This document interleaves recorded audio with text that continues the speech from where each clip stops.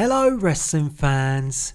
Earlier today we got our first look at gameplay for WWE 2K22 as part of the 2K devs Ringside Report.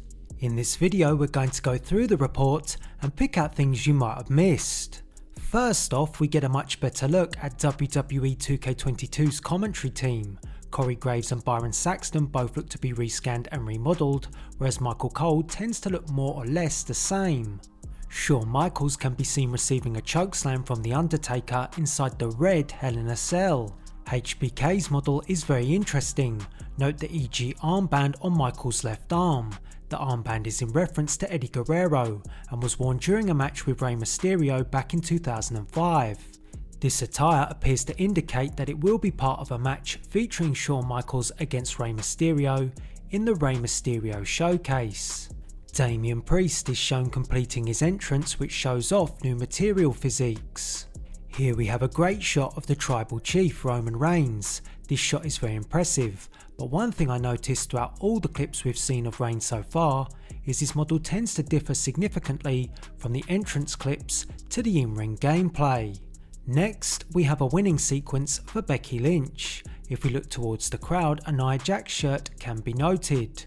We have seen Nia shirts in nearly all the trailers so far, and we're getting closer and closer to that release, so it seems like her inclusion could be possible. Here is Hollywood Hulk Hogan performing his finishing leg drop to Robert Roode. The Roode model is particularly good, and Hogan's face has a slight rework. A slight issue in regards to Hogan and his model is his bandana. This looks like a ring attire and not entrance gear, which gives the impression that the bandana is going to be stuck to his head. If this is the case, it could spoil any attempt at creating custom attires. On to an extended version of the entrance for Edge, and our first look at Humberto Carrillo and some impressive shots of Seth Rollins and Shayna Baszler. The Ministry of Darkness Undertaker is seen for a moment. This is just one of 3 pre-order bonus versions from the game. I can't help but think that his face looks a bit off. Next, we have a better look at Booker T, who was rescanned, but just like the classic model of The Undertaker, Booker's model doesn't look that good either. This could be because 2K are using current day faces when trying to create younger models. The cerebral assassin, the King of Kings, Triple H, is seen having his face scanned. His model is yet to be featured in any of the trailers or marketing so far.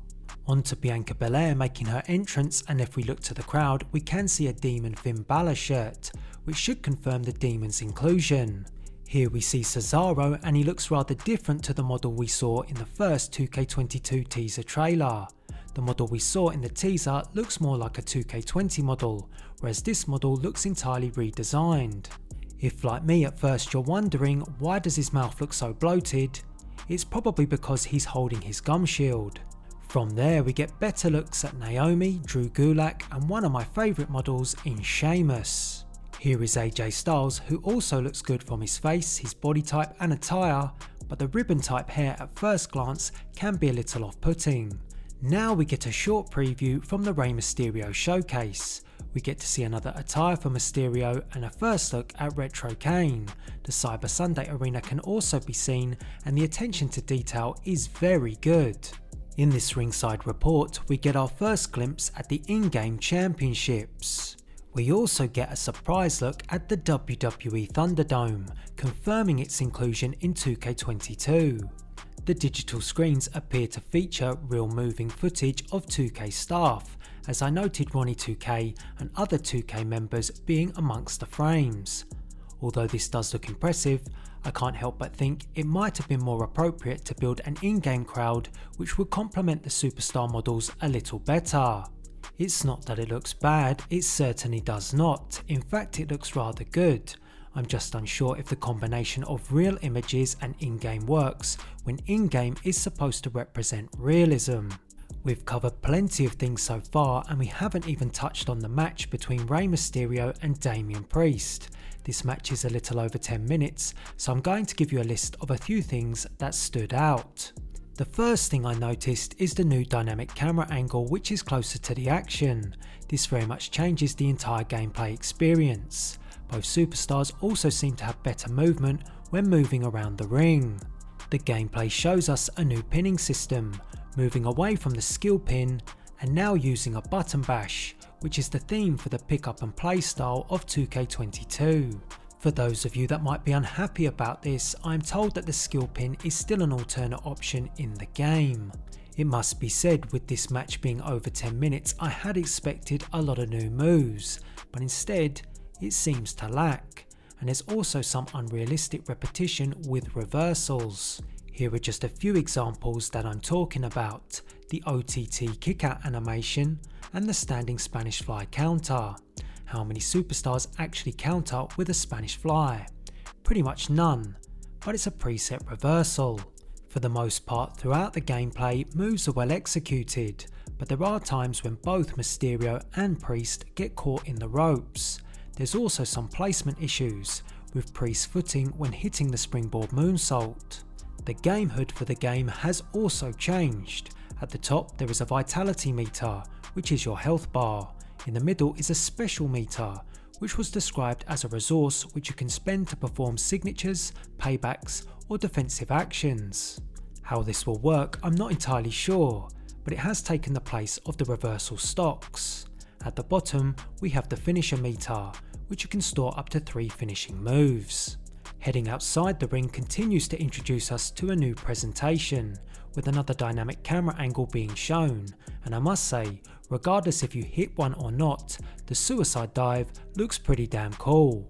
After winning the match, Rey Mysterio is seen with a new winning sequence, where the superstar looks tired rather than getting straight to their feet. Here we jump to a quick shot of My Rise featuring a current day HBK alongside Beth Phoenix. It will be interesting to see if this version of Shawn Michaels is a playable character. If you look up to the top corner, it also says Turtle Time for some reason. Now we jump back to some more footage from the 2K showcase, where we see Rey Mysterio in a match against Eddie Guerrero at WrestleMania 21. The referee has been updated from the last trailer, formerly wearing all black. Now he's wearing the SmackDown referee shirt. Overall, I think these cutscenes look really great, however there are some inaccuracies. The ref has a current WWE logo on his shirt, where it should be the Scratch logo. You also may notice many of the t-shirts in the crowd don't match the time period, including The Miz, Jeff Hardy, Randy Orton and DX shirts. So there you have it. That was everything you might have missed in the first WWE 2K22 Ringside Report. Did I miss anything? If I did, make sure to leave us a comment, why not drop a like on this video, and until the next one, thanks for watching.